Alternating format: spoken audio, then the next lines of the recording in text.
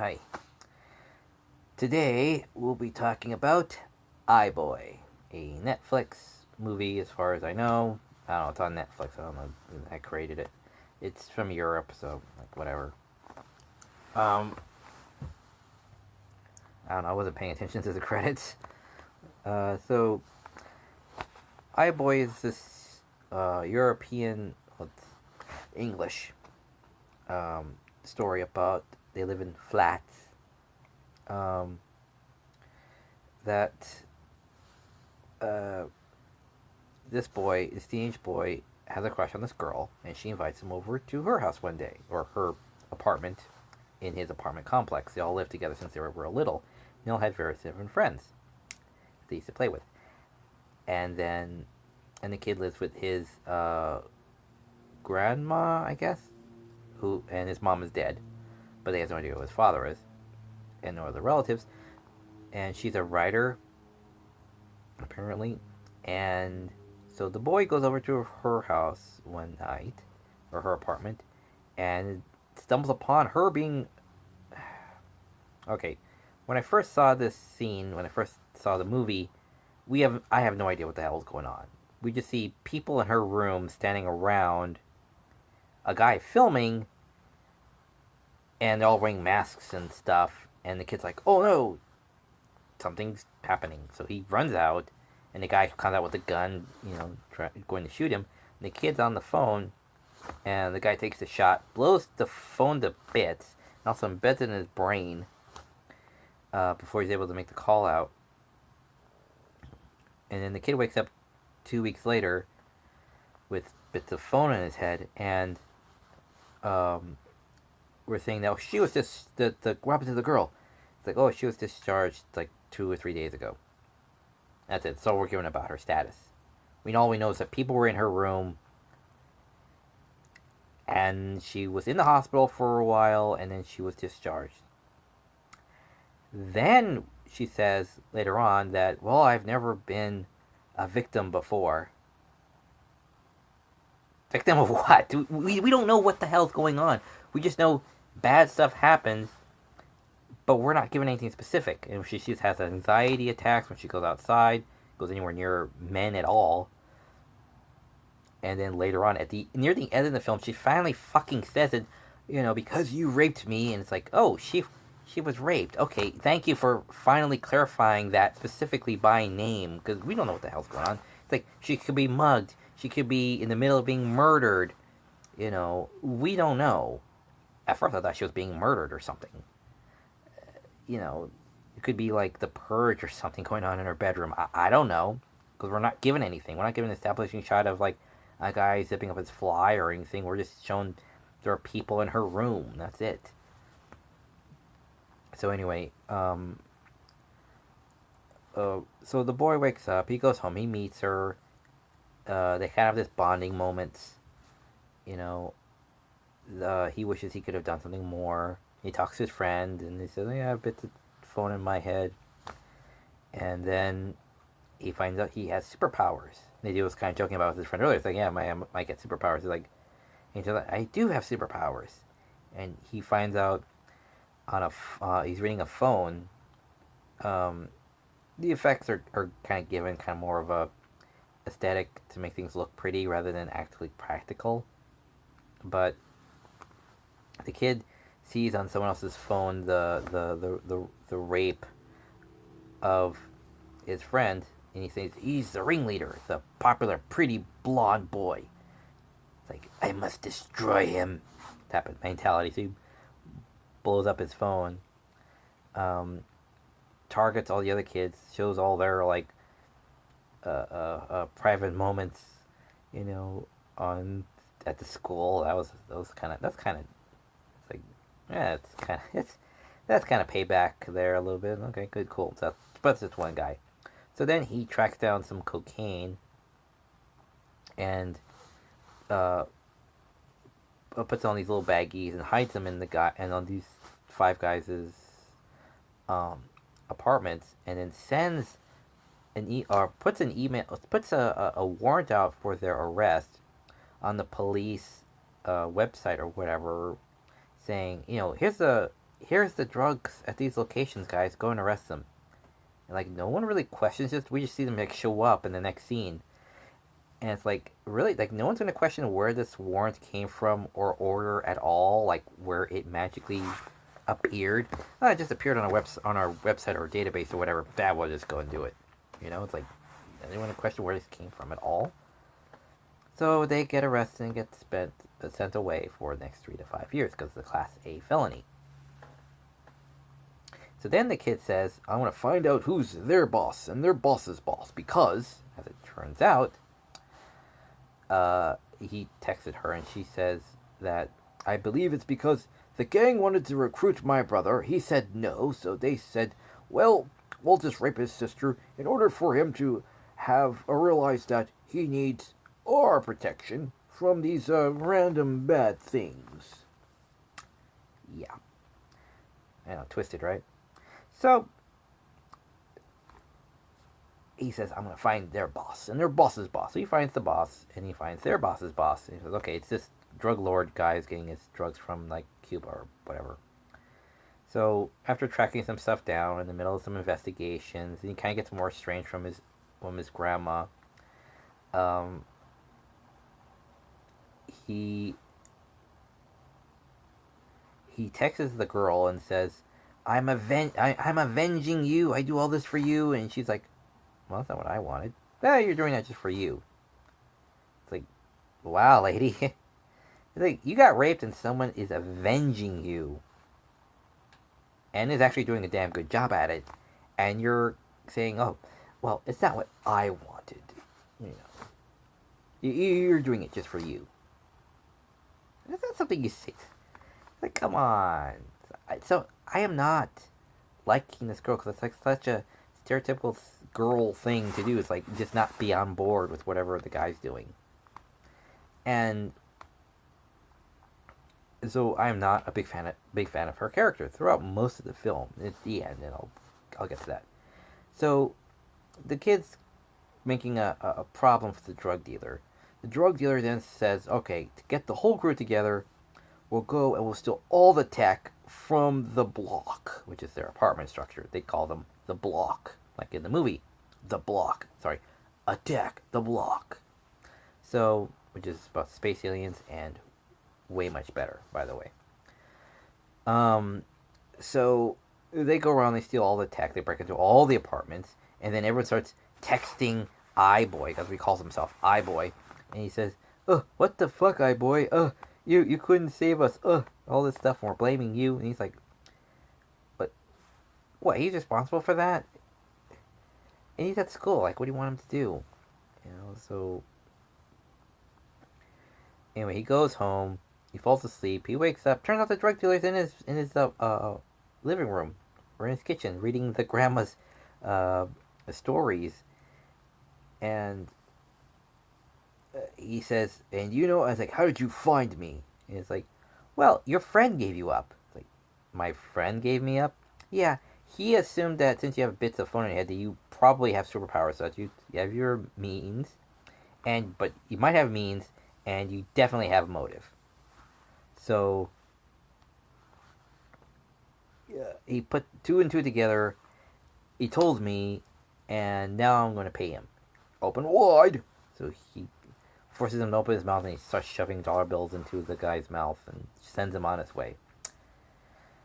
And so, too much banter, and the fact that he actually knew the guy's mom. It's like, you don't think you and I, I guess we have a penchant for getting into trouble, huh? So he might be his dad. We don't know. It's never clarified. It's just possibility.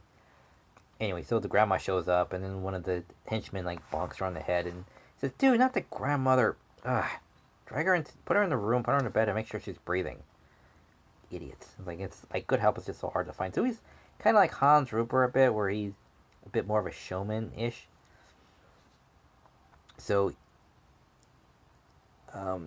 they take the boy down, and they hold the girl hostage again, because, what the fuck is she useful for? She gets held up at a the abandoned factory or warehouse or whatever, with the 3 remaining boys that raped her. or whatever. And again, we don't know because we don't really see anything. So they're part of it, or they actually did something. I don't know, but they're just a part of it. That's all we got. And so she was saying like, "How could you? We were children. We were kids. We were friends growing up." And they're all saying like, "Well, we're kind of." Oh no, sorry, we're not to the part yet. The police show up, and they all hide in the side room. And the kid has the gun, and he's holding the girl with his other hand, holding the gun. The police leave. He's like, "Oh," puts the gun down. Let's go, the girl, and walks away towards the other two. The girl realizes, oh wait, he left the gun right here next to me. She picks it up, points at them, tells them they're idiots for leaving it behind, and then they realize, oh wait, fuck, we left it behind 1 foot away from her. Yeah, she has to tell them that they screwed up before they realize they screwed up. So then she says, we were children. Why the hell did you do that to me? And he said, well, we're sorry. We're feeling sorry for it. He goes, if you had any repentance in you at all, or any shame in you at all, you wouldn't be looking at me in the eyes. And we see all their eyes are dead level. None of them is flinching, looking around, rapid eye movement, or nothing. It's like, wow, what a bunch of not masochists, people that like don't care. I forget what those are called in a minute, but anyway, yeah. So we see they don't care at all, and so she tries to escape. The boss man with the kid and the other henchmen show up at that point at the warehouse. The kid then gets to have all their phones explode as a diversion. They go outside. The kid gets into a fist fight with his possible dad. Then goes, roar, blows out this gigantic wave of energy, killing the possible dad, not killing the girlfriend who's a little bit further away, and definitely not killing himself in the process, just knocking him out. And we don't know, through all the punching the kid has endured, so we don't know whether or not the kid still retained his powers. And then at the end, they talk some more, the girl and the boy. Oh, and she's all receptive of him saying, yes, I'll be your girlfriend. Yes, I accept that what you did was in my name, and I accept that now, type of mindset.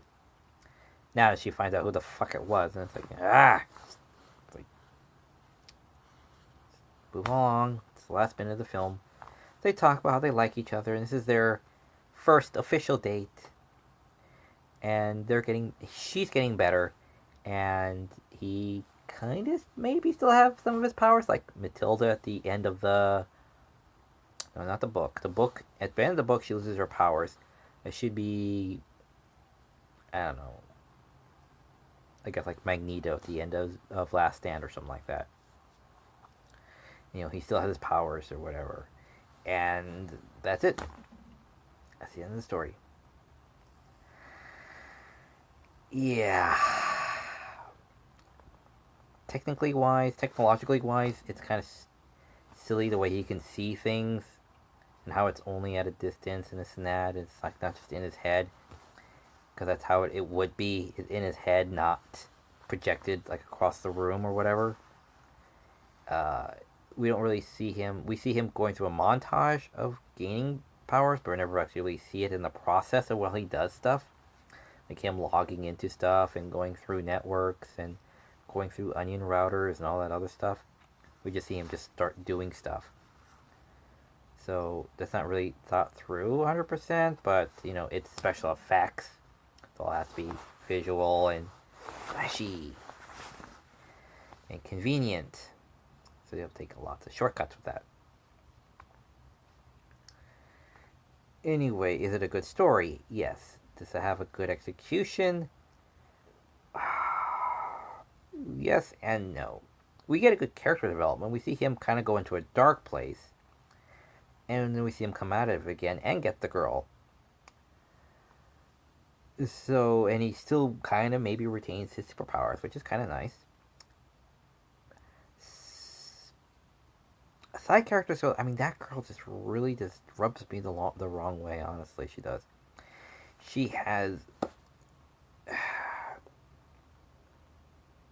She doesn't really do anything right other than be a victim. She doesn't do anything else logical, right, or you know, she becomes the victim, and then he kind of helps her to not feel so victimized afterwards. He kind of helps her to get over it, and that's really all she's there for, is to help the hero, give him reason to, you know, to be the big hero, and then immediately tell him, no, don't be the hero, which is rather insulting, because he tells her he's doing this for her. And she says, no, no, no. You're just doing that for yourself. Wow. So, well, the other side characters work well. Oh, and the friend at the end, he says, when they meet up again, he says, I went after everybody in that video, except for the one who was filming it, which he didn't know. He didn't see who it was, but then he figured out, well, if this is your group that you hang out with, then that means you're the cameraman. The one he stumbled across, the first one he stumbled across in the apartment when the attack happened. And he says, yeah, why didn't you go after me? Or why didn't he, like, rat him out or anything else, like the authorities? He says, maybe because you're a friend, or maybe because you're afraid of me, or maybe a little bit of both, maybe. And he says, you haven't gone after me yet. But maybe I'll be got yet. Maybe you'll get to him eventually. And he says, I'm kind of cool with that if you come after me and, like, set him up for whatever, or for whatever punishment. He says he's okay with it. And does kind of offer him the money a little bit, as try to make that smooth over a little bit, but he doesn't take it, which is good. So that's kind of like an interesting way to really end their relationship on at the moment at the end of the film. Still kind of okay with each other, but like, yeah, I'm gonna possibly draw on you in the future or something. Something that says like a retribution, a justified retribution on him could still happen. So then, by the end of the film, the lead character does come out of the darkness, the bleakness, the angry and the hurt, and is back to being a normal, teenager mindset again, which is about girls and the future. And that's it. The leaps and the shortcuts in the story are glaring, just like the sun. It's like, really? Like, the writers are just so lazy to say, oh yeah, and the friend just ratted him out. That's not really helpful. That'd be some sort of cool thing he would have found out. Something shows intelligence. It shows a lot of character, but not a lot of intelligence. Because it's just handed to the villain. Like, here's your hero. Now we can get on with the rest of the story, because then you don't have to, and the writers don't have to make him creative in order to actually find the hero at all, or whatever. So that's just stupid. Anyway, do I recommend it? At a couple of levels, kinda. Not really. Again, it's a rental, just a rental. Maybe if it has a cool behind the scenes or something, some sort of special features, then maybe. But as it stands, just watch it on Netflix and kind of be inspired by it to write your own and possibly much better cyberpunk, current world story. I know I am. Or will, anyway. But that's possibly for another day. Until then, fair, faithful viewer, see you at the movies. Bye.